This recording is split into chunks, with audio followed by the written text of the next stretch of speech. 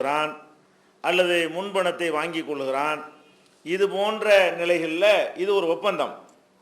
இந்த ஒப்பந்தத்தை முழுமையாக நிறைவேற்ற வேண்டும்.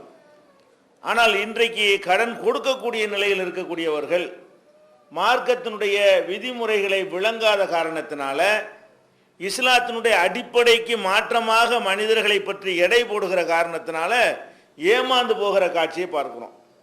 ஒரு ஆளு கடன் கொடுக்கிறோம் என்று சொன்னால் கடன் யாருக்கு கொடுக்கிறோமோ அவன் மனிதன், இதை நம்ம புரிந்து கொள்ள வேண்டும். மனிதன்டா என்ன? அவன் திருப்பி தருவதற்கு எந்த அளவுக்கு வாய்ப்பு இருக்கிறதோ அவன் திருப்பி தராமல் இருப்பதற்கும் அதே அளவு வாய்ப்பு இருக்கிறது.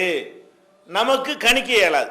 ஒரு மனுஷனுக்கு நம்ம கடன் கொடுத்தோம் என்று சொன்னால் இவன் திருப்பி தந்தாலும் தருவான், தராம போனாலும் போயிடுவான். இப்படி நினைக்கிறதுக்கு பேர் தான் தௌஹீத்.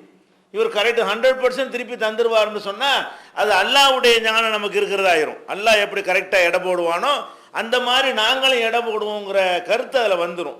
அப்போ எந்த ஒரு மனிதர்கிட்ட ஒரு பொருளை தர்றேங்கிறாங்க, அட்வான்ஸ் கொடுக்குறீங்க, இவன் திருப்பி தருவான்னு நீங்கள் நினச்சிடக்கூடாது. தரவும் செய்யலாம், தராமலும் போய்விடலாம். ஒரு அமானிதமாக கொடுத்து வைக்கிறீங்க, கொடுத்ததை கரெக்டாக தந்துருவான்னு சொல்லி நினச்சிடக்கூடாது. தந்தாலும் தந்துருவான், தராட்டாலும் தராமல் இருப்பான். இப்படி கவனத்தில் கொண்டு அவன் தராமல் போய்விட்டால் என்ன செய்வது என்று கருதி அதுக்குரிய ஏற்பாடு செய்து கொள்ள வேண்டும். கடன் கொடுக்கிறதா இருந்தாலும் சரி, அமானிதம் கொடுப்பதாக இருந்தாலும் சரி, ஒரு பொருளுக்கு அட்வான்ஸ் கொடுப்பதாக இருந்தாலும் சரி, இந்த ஏற்பாட்டில் குறை செஞ்சுட்டு நம்ம மார்க்கத்திலேயோ அல்லா மேலேயோ குறை சொல்லிவிடக்கூடாது. இந்த ஏற்பாட்டில் நிறைய பேர் குறை செய்கிறாங்க. எப்படி செய்கிறாங்க? அவர் ஹாஜியார் நினச்சி தான் கொடுத்தேன் அப்படின்னா என்ன அர்த்தம்? ஹாஜியார் தப்பு செய்ய மாட்டார். ஹாஜியார்னா அவர் 100% இருப்பார். அவர் தொழுகையாளி நினச்சி தான் நான் கொடுத்தேன். ஒரு தொழுகையாளின்னா கரெக்டாக இருப்பார்னு அர்த்தமா? அவர் தொழுகையாளியாக இருந்து வேற விஷயத்தை தப்பு செய்யலாம், அல்லது தொழுகையே ஒரு வேஷமாக இருக்கலாம். இது மாதிரி ஃப்ராடு செய்வதற்காக கூட என்ன செய்யலாம்? அவர் தொழுகையாளியாக இருக்கலாம். அவர் தௌஹீத்வாதின்னு கொடுத்து இப்போ நிறைய பேர் பஞ்சாயத்து என்னது கடனை கொடுத்து போடுறது, ஏதாவது ஏமாந்து போயிடுறது. அவர் தௌஹீத்வாதின்னு தான் நான் கொடுத்தேன். தௌஹீத்வாதியாக இருக்கிறவர் தப்பு செய்ய மாட்டாரா? அல்லது தௌஹீத்வாதின்னு ஒருத்தர் நடிக்க மாட்டாரா? இது மாதிரி மக்களை ஏமாற்றுவதற்காக வேண்டி நடிக்கலாம். அப்போ நம்ம என்ன விளங்குறது இல்லை? அவர் தௌஹீத்வாதியாக இருக்கட்டும், ஹாஜியாராக இருக்கட்டும், தொழுகையாளியாக இருக்கட்டும், ரொம்ப பர்ஃபெக்டான தோற்றம் உள்ளவனாக இருக்கட்டும், எந்த ரிமார்க்கும் இல்லாதவனாக இருக்கட்டும், சொந்த பந்தத்தில் உள்ளவனாக இருக்கட்டும், அவன் மனுஷன். எல்லா மனிதர்களும் தப்பு செய்வது போல அவனும் தப்பு செய்து விடலாம். இதை புரிந்து கொள்வதற்கு பேர் தான் தௌஹீத். ஆனால் நிறைய பேர் அதில் தப்பு செஞ்சுட்டு கடைசியில் ஏமாந்து போன பேர் என்ன செய்யறது? இதை ஒரு குறையாக ஒரு ஹாஜியார் நம்பக்கூடாது. இப்படி ஒரு ஹாஜியார்ட்ட இவர் ஏமாந்துட்டு ஹாஜியார் நம்பக்கூடாது பாரு. ஒரு தௌஹீத்வாதத்தை ஏமாந்துட்டு தௌஹீத்வாதிகளே இப்படி தான் அப்படின்னு சொல்லி அந்த கொள்கைக்கே டேமேஜ் ஏற்படுத்துகிற காட்சியெல்லாம் நம்ம பார்க்கிறோம். மார்க்கம் இதை அனுமதிக்கிறதா? மார்க்கம் அனுமதிக்கலை. நபிகள் நாயகம் ஸல்லல்லாஹு அலைஹி வஸல்லம் அவங்களுடைய காலத்தில் ஒருத்தர் 2 பேருக்கு வழக்கு வருகிறது. அதாவது ஒரு பொருளை ஒருத்தர் கையில் வச்சிருக்கிறாரு, இன்னொருத்தர் என்னுடையதுங்கிறாரு. என்னுடையது என்று சொல்லக்கூடியவற்ற பொருள் இல்லை. என்னுடைய யார் பொருளை வச்சுக்கிறாரோ அவருக்கு எதிராக ஒருத்தர் வழக்கு தொடுக்கிறார். அப்போ நபிகள் நாயகம் ஸல்லல்லாஹு அலைஹி வஸல்லம் என்ன பண்ணுறாங்க? இந்த பொருளை அவன் வச்சிருக்கிறான், நீ இதுன்னு சொல்ற, என்ன ஆதாரம்? பொருள் அவன் கையில் வச்சிருக்கான், சும்மா தெருவில் கிடந்த பொருளாக இருந்தால் அது ஒரு கணக்கு. ஒருத்தன் கையில் இருக்கிற பொருள் ஓம் பொருள்னு சொன்னீங்கன்னு சொன்னால் உனக்கு என்ன அலக்க பைக்கின துன், உங்ககிட்ட ஆதாரம் இருக்குதா? அவர் ஷாஹிதாக்க அல்லது 2 சாட்சி இருக்காங்களா? இது உன்னுடையதுதான் என்று சொல்வதற்கு ஏற்ற சாட்சிகள் இருக்கிறார்களா என்று கேட்குறாங்க. அவர் என்ன செய்கிறாரு? இல்லை அதெல்லாம் ஒன்றும் இல்லை, ஒன்றுமே கிடையாது அப்படின்ன உடனே ரசூல் ஸல்லல்லாஹு அலைஹி வஸல்லம் சொல்கிறாங்க, அப்போ ஒன்றும் பண்ண இயலாது. அவன் யார் கையில் இருக்குது அவன் தான் சொந்தம் கொண்டாடுவான். வேணா ஒன்று செய்யலாம், சத்தியம் பண்ணி எடுத்துக்கிடான்ட்டுலாம். உன் கையில் இருக்குதுல்ல, இது அல்லாஹ் மேலே சத்தியமாக என்னுடைய எதுன்னு சொல்லி போயிட்டாரு. அவன் ஆதாரம் காட்ட வேண்டியதில்லை. ஏன்? கையில் வச்சுக்கிறது ஆதாரம். அந்த பொருள் அவன் கையில் இருக்கிறது தான் அவனுடையது என்பதற்கு ஆதாரம். ஒரு வழக்குன்னு வந்த காரணத்தினால் அவன் என்ன செய்ய சொல்லலாம்? அல்லாஹ் மேலே சத்தியமாக இது என்னுடையது தான் சொல்லி போயிட்டு இருக்க வேண்டியதான். அப்படி தான் செய்ய முடியும். அப்போ இந்த சஹாபி கேட்குறாரு, பொய் சத்தியம் பண்ணிடுவானே, அதுக்கு என்ன பண்ணுறது? நீ இல்லையே ஒழுங்காக இருந்திருக்கணும், பொய் சத்தியம் பண்ணலாமா இல்லையா? பண்ணலாம், அதை பற்றி கவலை இல்லை. நீ கரெக்டாக இருக்க, நீ ஆதாரம் இல்லாமல் உன் பொருளுங்கிற, அதுக்குரிய ஆதாரம் இல்லாமல் இப்படி அவங்க கையில் போணுச்சு, நீயா கேர்லெஸ்ஸாக இருந்த, நீ ஒழுங்காவில் இருந்திருக்கணும் என்று சொல்லி நபிகள் நாயகம் ஸல்லல்லாஹு அலைஹி வஸல்லம் அவர்கள் அவருக்கு சாதகமாக தீர்ப்பளிக்கவே இல்லை. அவருக்கு எதிராக தீர்ப்பளிக்கிற காட்சியை நம்ம பார்க்கிறோம். நம்ம ஒரு ஆள் நம்பி கடன் கொடுக்குறா இருந்தால் இன்னைக்கு நீ பார்த்துக்கிட்டு இருக்கிறோம். தௌஹீத்வாதின்னா ஹஜ்ஜி கூட்டு போறேன்டாரு, தௌஹீத்வாதிட்ட காசை கொடுத்தேன், அவர் சொன்னபடி ஒன்றுமே செஞ்சு தரல, மேற்கொண்டு ரூபா கேட்டாரு, இப்படின்ற ஒரு புகார் வரக்கூடிய காட்சியை பார்க்குறோம். தௌஹீத்வாதி ஃப்ளாட் போட்டாரு, முன்னூரில் விளம்பரம் கொடுத்தீங்க, அதை நம்பி தான் வாங்கணும். உன்னை யார் வாங்க சொன்ன? எல்லாத்தையும் விசாரிக்கிற மாதிரி விசாரிக்க வேண்டியதானே? தௌஹீத்வாதி பிளாட் போட வாங்கிருக்கீங்களா நீங்க? தௌஹீத்வாதி வியாபாரம் பண்ணா கரெக்டாக வாங்கிட முடியுமா? தௌஹீத்வாதி கடை வச்சிருந்தாலும் வேற ஒருத்தன் கடை வச்சிருந்தாலும் போய் விசாரிச்சு பாருங்க, ஜாமான் கரெக்டா இருக்கான்னு பாருங்க. திருப்தி இருந்தா வாங்கணுமே தவிர அவன் தௌஹீதா இருக்கிறது தான் ஒரு பெரிய தகுதியா? தௌஹீதா இருக்கிற காரணத்தை நம்பாம நீங்க வாங்கிடுவீங்களா? விசாரிக்க மாட்டீங்களா? உறுதி செய்ய மாட்டீங்களா? இன்றைக்கு நிறைய பார்க்குறோம். இதை ஒரு நிறைய பேருக்கு எப்படி சொல்றாங்க, யாருக்கு கடன் கொடுத்தாலும் கொடுப்பேன், தௌஹீத்வாதி கொடுக்க மாட்டேன். ஏன்? இவர் கொடுக்க வேண்டிய விதத்தில் கொடுக்காம ஏமாந்து போய்விட்டு எல்லாரையும் லிஸ்ட்ல கொண்டு வைக்கிறாரு. 4 பேர் ஏமாத்துக்காரன் தௌஹீத்வாசம் போட்டிருப்பான். நீங்க என்ன பண்ணணும்? அந்த 4 பேரையும் கரெக்டா நீங்க செய்ய வேண்டிய வேலையை செஞ்சு கடன் கொடுக்குறீங்கல்ல, உன் நகையை கொண்டாங்க வச்சு வாங்கிட்டு போ. கடன் தானே வேணும், வட்டி தான் இல்லை மார்க்கத்தில். அதுக்காண்டி ஏமாத்திர முடியுமா? கடனை கொடுத்துட்டு உனக்கு எவ்வளோ வேணுமா? 1 லட்ச ரூபா வேணுமா? 1 லட்ச ரூபாய்க்கு நகையை கொண்டாந்து கொடு, அப்படி திருப்பி வாங்கிக்க, வட்டி வேணாம், அது செய்ய முடியும் அப்படி சொல்லுங்க. அல்லது ப்ராப்பர்ட்டி எழுதி கொடு, கடனுக்காக அதை அட்டாச் பண்ணி கொடு அப்படின்னு சொல்லி கேளுங்க. அந்த மாதிரி ஏதாவது ஒரு செக்யூரிட்டி வச்சு என்ன செய்யணும்? அந்த கடனை கொடுக்கணுமே தவிர வேணான்னு கொடுக்குற தொகையை அந்த விட்டுட்டு போங்க. வந்தா வருது, வராட்டி போகுதுன்னா செக்யூரிட்டி இல்லாமல் கூட கொடுங்க. அது வந்துதான் அவன் உங்களுக்கு தேவையா தான் இருக்குது என்று சொன்னால் அதுக்குரிய முறைப்படி நீங்க செய்யணுமா இல்லையா? இவர் நம்பி கொடுத்துருவாரா, அப்புறம் ஏமாத்துறோன்னு சொன்னா என்ன அர்த்தம்? உங்களை நம்ப சொன்னா மார்க்கத்தை நம்ப சொல்லி இருக்குதா? அது கிடையாது. அப்ப நம்ம என்ன பார்க்கணும்? இந்த காசு பண விஷயத்தை பொறுத்த வரைக்கும் எவ்வளவு நல்லவங்களா இருந்தா கூட அவங்க காசு பணத்தில் அடிபட்டு போற பார்க்குறோம். அதுக்கான டோட்டலா கெட்டவன் கிடையாது, எல்லாத்துலயும் கரெக்டா இருப்பான், காசுல மட்டும் அடிபட்டு போயிடுவான். அப்படி பார்க்குறோமா இல்லையா? நபிகள் நாயகம் ஸல்லல்லாஹு அலைஹி வஸல்லம் காலத்தில் ஒரு ஆள் இருந்தார். அவர் என்ன பண்றாருன்னா போர்க்களத்துக்கெல்லாம் போறார். போர்க்களத்துக்கு போறாள் யாரா இருப்பாருங்க? போர்க்களத்தில் போய் உயிரை தியாகம் பண்றதுக்காக ஒருத்தர் போனார்னு லேசப்பட்டாளா? போருக்கு போறதுங்கிறது தான் பெரிய தியாகம். அந்த காலத்தில் போருக்கு போனா திரும்பி வர்ற சந்தேகம். அப்ப அந்த மாதிரியான ஒரு போர் நடக்கக்கூடிய காலம். அப்போ போர்னா உயிரை கொடுக்கறதுக்கு போறார். போர் நடக்கிறது, போர்ல தீவிரமா என்ன செய்யறாரு? போராடவும் செய்யறாரு, ஒளிஞ்சுக்கிட்டுலாம் இருக்கல. அந்த போருக்கு வந்து நடிக்க வருவாங்களே அந்த மாதிரிலாம் இல்லை, எல்லாருக்கும் மேல என்ன செய்யறாரு? போய் யுத்தம் செய்யறாரு. யுத்தம் செஞ்சு என்ன செஞ்சிட்டாரு? கொல்லப்பட்டும் போயிட்டார். இவர் இந்த கனிமத்து பொருள் இருக்குல்ல, அதுல வந்து ஒரு பொருளை சுட்டுக்கிட்டாரு. போர்ல எதிரிகள்கிட்ட கைப்பற்றணும்ல, அந்த பொருள்களை அவங்கவுங்க எடுத்துக்க கூடாது, தலைவர்கிட்ட கொண்டாந்து கொடுக்கணும். எல்லாம் சேர்த்த பிறகு அவங்க பங்கு வச்சு கொடுப்பாங்க. அப்ப ரசூல் ஸல்லல்லாஹு அலைஹி வஸல்லம் நான் கொடுக்காம ஒரு அந்த போர்க்களத்தில் எதிரிட்டு கைப்பற்றினாங்கல்ல, அது தூக்கி தனியாக தூக்கி வச்சுக்கிட்டு போர் செஞ்சுட்டு இருக்கிறார். அப்ப இதை ரசூலுல்லாஹ்ட்ட கொண்டு கொடுக்கணும்னு கூட என்ன செய்யல, அவர் நினைக்கல. அல்லாஹ் வந்து அவர் மூத்தாக்கிவிட்டான். இப்ப ரசூல் ஸல்லல்லாஹு என்ன பண்ணல? இவருடைய தியாகத்தை பார்க்கல. அவர் மனிதர் தியாகம் செய்யறதுக்கு போனால் கூட அந்த காசு விஷயத்தில் பிறண்டாரா இல்லையா? போனது தியாகம் செய்யத்தான். அதுக்கெல்லாம் தயாரா இருக்கக்கூடியவர்கள் வந்து கடன் வாங்கிட்டு கொடுக்க மாட்டான். எதிரே வர பார்க்குறோம், போராட்டத்துக்கு வருவான், ஜெயிலுக்குலாம் போவான், வாங்க 50 ரூபா கொடுக்க மாட்டான், வேற டிக்கெட் தெரிஞ்சாலும் தர மாட்டான். ஏன்?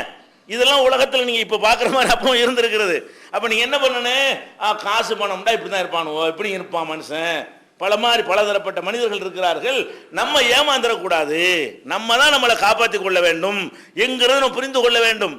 இன்னும் சொல்ல போனால் அல்லாஹ்வுடைய பாதையில தியாகம் செய்யறதுங்கிற ஒரு பெரிய நன்மை செய்யக்கூடியவர் நிரந்தர நரகத்துக்குரியவரா போன செய்தி நம்ம ஹதீஸ்ல பார்க்கிறோம். நபிகள் நாயகம் ஸல்லல்லாஹு அலைஹி வஸல்லம் காலத்துல இதே மாதிரி ஒருத்தர் போர்க்களத்துக்கு போறாரு. போர்க்களத்துக்கு போய் பாரதூரமான வீர தீர பராக்கிரமத்தை எல்லாம் காட்டுறாரு. அவரை பத்தி ரசூல் ஸல்லல்லாஹு அலைஹி வஸல்லம் சொல்றாங்க, இந்த ஆள் நரகவாசி. சஹாபாக்களும் ஆச்சரியம், இன்னும் ஃபுல்லா அழகா தியாகம் பண்றாரு, வீரத்தை காட்டுறாரு, இவரை போய் நரகவாசிங்கிறாங்களே. அப்ப ரசூல் ஸல்லல்லாஹு அலைஹி சஹாபாக்கள் என்ன பண்ணாங்கன்னா அவர் உன்னிப்பா கவனிக்கிறாங்க, ஏன் நரகவாசிங்கிறாங்க, இந்த ஆள்கிட்ட என்ன மிஸ்டேக் இருக்குது? ஒரு மிஸ்டேக்கும் இல்லை, நல்லா போர்ல ஈடுபட்டு வெட்டு காயப்பட்டு மூத்தா ஒரு லெவலுக்கு விழுந்துட்டாரு, குற்றியும் கொலையுமா கிடக்கிறாரு. அப்ப ரசூலுல்லாஹ்ட்ட போய் சொல்றாங்க, நீங்க யாரு நரகவாசிங்களோ அந்த ஆள் பாத்தீங்களா எப்படி தியாகம் பண்ணார், எப்படி போராடினார் தெரியுமா? இன்னைக்கு அல்லாஹ்வுடைய பாதையில கொல்லப்படுற நிலைக்கு கிடக்கிறார், அவரு குற்றியும் கொலையுமா இருக்கிறாரு. அப்ப ரசூல் ஸல்லல்லாஹு அலைஹி வஸல்லம் சொன்னாங்க, இளன்னார், நரகத்துக்கு தான் போவார் அவரு. திருப்பூர் ரசூல் ஸல்லல்லாஹு அலைஹி வஸல்லம் நரகத்துக்கு போவாருங்கிறாங்க. சஹாபாக்களுக்கு புரியல, அல்லாஹ்வுடைய பாதையில கொல்லப்பட்டுட்டாரு, உயிரை தியாகம் பண்ண வந்திருக்கிறாரு, இவர் எதுக்கு நரகத்துக்கு போகணும்? மற்ற பாவங்கள் செஞ்சா கூட இது அழிச்சு போடுமே, சொர்க்கத்துக்குள்ள போவாரு, இவர் ஏன் நரகத்துக்கு போவாருன்னா அந்த ஆள் கொல்லப்படலை, குற்றியும் கொலையுமா கிடக்கிறாரு. கிடந்தவர் அந்த வேதனை தாங்க முடியாம என்ன பண்றாருன்னு கேட்டா ஈட்டி எடுத்துக்கிட்டு குத்தி தற்கொலை பண்ணிக்கிறார். கடைசியா வேதனையில துடிக்கிறாரு, வேதனை தாங்க முடியல, கடைசியா என்ன பண்றாரு? தன்னைத்தானே கொலை செஞ்சிடறார், தற்கொலை செஞ்சிடறாரு. அப்ப இந்த தற்கொலை செஞ்சு எங்க போகணும்? யார் ஒருத்தன் தற்கொலை செய்து கொள்கிறானோ அவன் நரகத்துக்கு போவான். ஹாலிதன் முஹல்லதன் ஃபீஹா அபதா, நரகத்துல என்றென்றும் நிரந்தரமாகவே அவன் இருந்து விடுவான் என்றெல்லாம் ரசூல் ஸல்லல்லாஹு அலைஹி வஸல்லம் சொல்லி இருக்கிறார்கள். அப்ப நம்ம என்ன பார்க்கணும்? அல்லாஹ்வுடைய பாதையில் தியாகம் செய்வதற்கு முன் வந்தவர் கூட வேற ஒரு தப்பு செய்து விடலாம். ஒரு விஷயத்தில் கரெக்டா இருக்கிற காரணத்தினால எல்லாத்துலயும் ஒரு கரெக்டா இருப்பார் நீங்க நினைச்சிடக்கூடாது. அழகா ஹஜ்ஜுக்கு போயிட்டு வந்திருக்கிறாரா, எல்லாம் கரெக்ட், வாழ்க்கையே கரெக்டா நினைக்க கூடாது. தொழுகிறாரா, வாழ்க்கை பூரா கரெக்டா தான் இருக்கும் அப்படி நினைச்சிடக்கூடாது. தான தர்மத்தை வழங்குறாரா, ஒட்டுமொத்த வாழ்க்கையில இவருக்கு மிஸ்டேக்கே இருக்காது அப்படி நினைச்சிடக்கூடாது. ஏகத்துவத்துக்கான அடி வாங்குறாரா, உத வாங்குறாரு, ஜிஹாது பண்றாரு, தியாகம் பண்றாரு, ஜெயிலுக்கு போறாரா, அவர் போனார்னா அதுல கரெக்டா இருந்திருப்பாரு. அதுக்கு மேல மற்ற விஷயங்கள்ல மனிதனுங்கிற முறையில் அவற்றை தப்பு வரும். இந்த ஒரு இதான் இஸ்லாத்துடைய பேசிக்கு தானே, இதுக்கு பேர் தானே தௌஹீது. அப்ப இந்த அடிப்படையை நம்ம விளங்காம மனுஷனை போய் அல்லாஹ்வுடைய நிலையில வச்சு போடுறது, மனுஷனை வந்து மலக்குமார்கள் மாதிரி கொண்டு வச்சு போடுறது. மலக்குகள் தானே ஏமாற்ற மாட்டாங்க, ஃப்ராட் பண்ண மாட்டாங்க. அப்ப மனிதனை வந்து நீங்க மனுஷனை பார்க்க மாட்டேங்கிறீங்க. இந்த ஏமாந்து போறது எல்லாத்துக்கும் என்ன காரணமா இருக்கிறது என்று சொன்னால், மனிதர்களை மனித நிலைக்கு மேல கொண்டே வைத்து நம்மளா ஏமாந்து போய்விட்டு அப்புறமேல என்ன செய்யறது, ஏமாத்தி விட்டானே என்று சொல்வதற்கு மார்க்கத்தில் என்ன இல்லை, இடமே கிடையாது. நபிகள் நாயகம் ஸல்லல்லாஹு அலைஹி வஸல்லம் காலத்தில் வாழ்ந்த ஒரு வியாபாரி, அவர் யாரா இருப்பாரு, சஹாபியா தானே இருப்பாரு, முஸ்லிம் வியாபாரி. அவர் என்ன பண்றாருன்னா ஒரு கோதுமையை வியாபாரம் பண்ணிட்டு இருக்கிறாரு. அப்ப ரசூல் ஸல்லல்லாஹு அலைஹி வஸல்லம் சொல்றாங்க, வந்தவங்க அந்த கோதுமைக்கு உள்ள கையை விடுறாங்க. உள்ளக்க பார்த்தா ஈரம் நச நசன்னு இருக்கு, மேல அப்படி காஞ்சதை போட்டு உள்ள என்ன செய்யறாரு, ஈரத்துக்கு மேல காஞ்ச கோதுமை போட்டிருக்காரு. அப்ப கையை விட்டு பார்த்துட்டு, என்னப்பா இது சாயிபத்தா மாஹாதா, இது என்ன, இது என்ன பண்ணிட்டு இருக்கிற அப்படின்னோன்னா, அது மழை பெஞ்சிருச்சு, மழையினால் நனைஞ்சு போச்சு அப்படிங்கிறாரு. மழையினால் நனைஞ்சு போனுச்சுன்னா ஈரமானது மேல போய் மக்கள் பார்க்கணுமா இல்லையா? இதே மாதிரி கீழே வரைக்கும் காஞ்சிருக்குன்னு வாங்கிட்டு போயிட்டான்னு சொன்னா, ஒரு மூட்டையை பார்த்துவிட்டு இதே மாதிரி தான் கடைசி வரைக்கும் இருக்கும் அப்படின்னு மக்கள் வாங்கிட்டு போனாங்கன்னா அவங்களுக்கு நஷ்டம் தானே. நீ அப்படி வைக்கல, அவர் வைக்கல, இதுதான் பண்ணியிருப்பாரு, காஞ்சதை போட்ட வாங்குவாங்க, ஈரத்தை மேலே போட்ட வாங்க மாட்டாங்க அப்படின்னு நினைச்சு அவர் விற்கிறாரு. அப்ப இப்படி எல்லாம் மனுஷன் செய்வாங்க. எல்லா எந்த மனிதராக இருந்தாலும் இந்த மாதிரி எல்லாம் இருப்பாங்க. வியாபாரியா இருக்காங்களா, கரெக்டானவர் நினைக்கக்கூடிய ஒரு மனிதராக இருந்தாலும் வியாபாரத்தில் சுத்தம் இல்லாமல் இருப்பாரு. சர்வீஸ் பண்ற விஷயங்கள் நிறைய ஏமாத்து. வெளிநாட்டுக்கு ஒரு விசாவா ஏமாத்து தெருவு நிற்கிறது. ஏன்டா ஏமாந்த, அவர் தௌஹீத்வாதி, அவர் ஹாஜியாரு, அவர் நல்ல இபாதத்துவாளா, பெரிய தாரிலாம் வச்சிருந்தாரு, இதெல்லாம் ஒரு அளவுகோலா? அவர் சர்வீஸ் பண்றாருன்னா அந்த சர்வீஸ் சரியா இருக்கான்னு நீ என்ன செய்யணும், அது எத்தனை வகையில செக் பண்ணணுமா இல்லையா? அப்ப நமக்கு செய்யற கடமையை, நம்ம மீது சுமத்தப்பட்ட கடமையை நாம செய்யாம நம்ம அலட்சியமா இருந்து விட்டு அடுத்தவர் மேல போடுறதுக்கு எப்படி இது மார்க் அனுமதிக்கும்? அப்ப இந்த ஒப்பந்தங்கள் எல்லா இடத்துலையும் ஏமாந்து போறதுக்கு காரணம் என்னன்னு கேட்டா, நாம கரெக்டா செய்யலன்னோட நல்லா நடக்கிறவனு கெட்டு போயிடறான். நீங்க ப்ராப்பரா எல்லாம் செஞ்சிருந்தீங்க ஏமாத்த மாட்டான். அவன் ஏமாத்துறதுக்கு எது காரணமா இருக்கிறது, நமக்கு எவங்க இது கேட்க போறாங்க, கொடுக்காட்டி என்ன செஞ்சிருவான், கோர்ட்டுக்கு போனா நிரூபிக்கலுமா, இது வந்து அவனை கெடுத்து விட்டுருது. நல்லவனா இருக்கு நினைச்சா கூட நீங்க கரெக்டா இல்லைன்னா நினைஞ்சிரு கெடுத்து விட்டு விடும். எத்தனை பேரை பாக்குறோம், ஜமாத்துக்காண்டு ஒரு 50,000 ரூபா கொடுக்கணும், யார்கிட்ட கொடுக்கறது, தலைவர்கிட்ட கொண்டாந்து கொடுக்கறது, செயலாளர் கொண்டாந்து கொடுக்கறது, கொடுத்துட்டு ரசீதெல்லாம் எதுக்கு நமக்குள்ள? அப்படின்னா இது என்ன இது முறை? அவர் மனிதர் தானே, அவர் தலைவராக இருக்கணும், செயலாளராக இருக்கணும், நீ கொடுத்த ரூபா கரெக்டா போச்சுன்னு பார்க்கணுமா இல்லையா? இப்படியான ஒரு பொருளை பள்ளியாசல் ரூபாயை கொடுத்து வரலன்னு கம்ப்ளைண்ட் வந்துச்சா இல்லையா? முந்தைய நிர்வாகத்திலலாம் நீங்கள் பார்த்துருப்பீங்க, அவர்கிட்ட கொடுத்தேன் இவர்கிட்ட கொடுத்தேன், உடனே கொடுத்து விட்டு ரசீது வாங்க வேணான்னு சொன்னது யாரு? நீ இந்த கொடுக்கறதா இருந்தால் எது கொடுத்த, ஒரு பணிக்காக கொடுக்குற, அந்த பணிக்கு போய் சேர்ந்துச்சுங்கிறத உறுதிப்படுத்துவதற்கு எது வேணும், ரிசிப்ட் வேணுமா இல்லையா? ஒரு 10 ரூபா நீங்கள் கொடுத்தாலும் சரி நின்று ரிசிப்டை கேட்கணும். நல்ல கிளைக்கு கொடுத்தாலும் சரி, மாவட்டத்துக்கு கொடுத்தாலும் சரி, ஒரு பணிக்கு கொடுத்தீங்கன்னு சொன்னா அவர் மனிதர் என்ற முறையில் மறந்து விடலாம், ஏதாவது நடந்து விடலாம், அவருக்கு மனம் மாறி விடலாம், தொகை பெருசா இருந்தாலும் சரிலாம், எவன் கேட்க போறான்னு நினைச்சு, மனுஷன் தானே அது, யாரா இருந்தாலும், நானா இருந்தாலும், நீங்களா யாரா இருந்தாலும் மனுஷன் தான் அப்படி நினைக்கணும். நீங்க அப்படி இல்லாவிட்டால் கூட எடுத்துக்கிறதுக்கு வாய்ப்பு இருக்கிறது. நீங்க எப்படி நினைக்கணும், 1 லட்ச ரூபாய் கொண்டு மதரசா கொண்டு கொடுக்குறீங்க, அனாதை விடுதிக்கு கொடுக்குறீங்களா, இது அனாதை விடுதிக்கு போறதுக்கும் வாய்ப்பு இருக்குது, அவர் வாயில போட்டுக்கிறதுக்கும் வாய்ப்பு இருக்கு. நீங்க நினைக்கணும், யாரா இருந்தாலும் நினைச்சு என்ன செய்யணும், கரெக்டாக கொடுத்துருவீங்க, இருந்தால் ரிசிப்ட் கொடுங்க, நின்று ரிசிப்ட் வாங்கிட்டு தான் என்ன செய்யணும், நமக்குள்ள எதுக்கு ரிசிப்ட், நமக்குள்ள எதுக்கு, இப்படியே நிறைய பேர். அப்போ இதெல்லாம் மோசடி ஃப்ராடுக்கெல்லாம் என்ன காரணம், நீங்கள் செய்கிற உதவிகளை வந்து எந்த காரியத்துக்கு போகிறது அதுக்கு போகுதுங்கிற உறுதிப்படுத்தணுமா இல்லையா? அந்த உறுதிப்படுத்தாத காரணத்தினால இந்த மாதிரி எல்லாம் நிறைய மோசடிகள் நடக்கக்கூடிய காட்சியெல்லாம் பார்க்கிறோம். தந்தா வருது வராட்டி போகுதுன்ற அடிப்படையில் கொடுத்தா நீங்கள் எழுதாம கூட கொடுங்க. ஒரு ஆளை கொடுக்குறீங்க, தந்தா தந்துட்டு போறான், இல்லாட்டி வச்சுட்டு போறான், இது வேண்டியதில்லை. நீங்களே விட்டு கொடுக்க ரெடியா இருக்கிறீங்க. உங்களுக்கு வேணும்னு உள்ளதா இருக்குமே, ஆனால் அது ஒரு எதிரிக்கு கொடுத்தால் எப்படி அதுக்குரிய ஆதாரங்களோடு கொடுப்பீர்களோ, ஒரு நம்பிக்கை இல்லாத ஒருத்தன் கொடுத்தால் என்னென்ன செக்யூரிட்டிலாம் கேட்பீர்களோ, அப்படித்தான் நம்பிக்கைக்கு உள்ளவருக்கு கொடுக்க வேண்டும். நம்பிக்கைக்கு உகந்தவராக இருந்தாலும் இல்லை, இப்போ மார்க்க சட்டம் அப்படிதாப்பா இருக்குது, உன்னை நான் நம்புறேன், ஆனால் மார்க்க சட்டம் இப்படி தான் இருக்கிறது, யாராக இருந்தாலும் ரெக்கார்டு பூர்வமாக ஆதாரபூர்வமாக வச்சுக்கணும் இருக்கிறது. நான் ஏமாற தயாரா இல்லை, நீ ஏமாற்ற மாட்ட, ஆனால் மார்க்கம் எனக்கு இப்படி தான் சொல்லுதுன்னு சொல்லுங்க, மனஸ்தாபம் கூட வராது. மார்க்கத்தில் ரூல் இதான் சொல்லுங்க. அப்ப இந்த மாதிரி அடிப்படையில் நம்முடைய ஒப்பந்தங்களை அமைத்துக் கொள்ள வேண்டும். இப்படி